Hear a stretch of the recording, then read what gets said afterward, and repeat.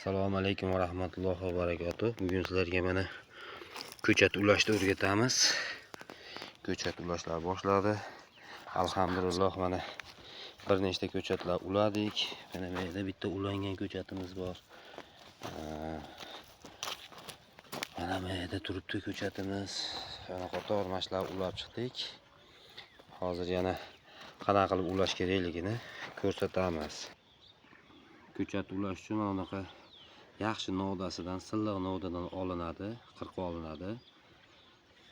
Keyin ulanadigan joyidan tekisroq joyini qarab, o'sha joyini olamiz, aralab.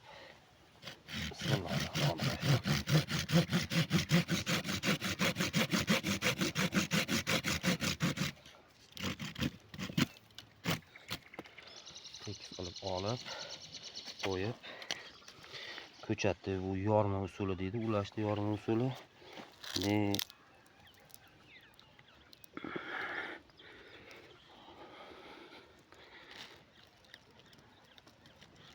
Yoramiz va kesib olgan novdamizni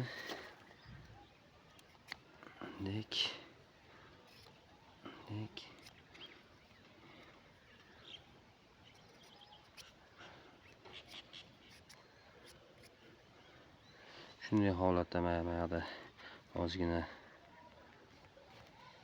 bunaqasi qolib ketadi. Videoda qanaqa ko'rinyapti, qanaqa emas bilmayman. Shunaqa holatga keltirib olib, yorgan ko'chatimizni keyin orasini ochamiz. Orasini ochib, ko'chatimizni sekin qo'yamiz. Mana bu yerga qo'yib, bu yoq tarafini ko'rsating. Bu yoq tarafi shunaqa teri bilan bir xil bo'lishi kerak. Teri bilan bir xil bo'lib turishi kerak, silliq bo'lib. Bu qaviq bilan bu qaviq bir-biriga tegib turishi kerak. Keyin sekin chiqarib olamiz. To'g'ri kelmay qolsa, mana shunaqa qilib sekin-sekin keltirib to'g'rilab, yana bitta ko'rsatib qo'ying.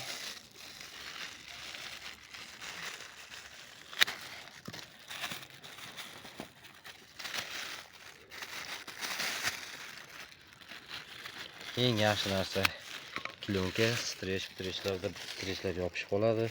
Faqat mana yonidagi bunaqalar ortiqcha ko'chatlar bo'lsa, qirqib olib tashaladi. Havo kirmaydigan qilib salaxarni o'rab chiqiladi.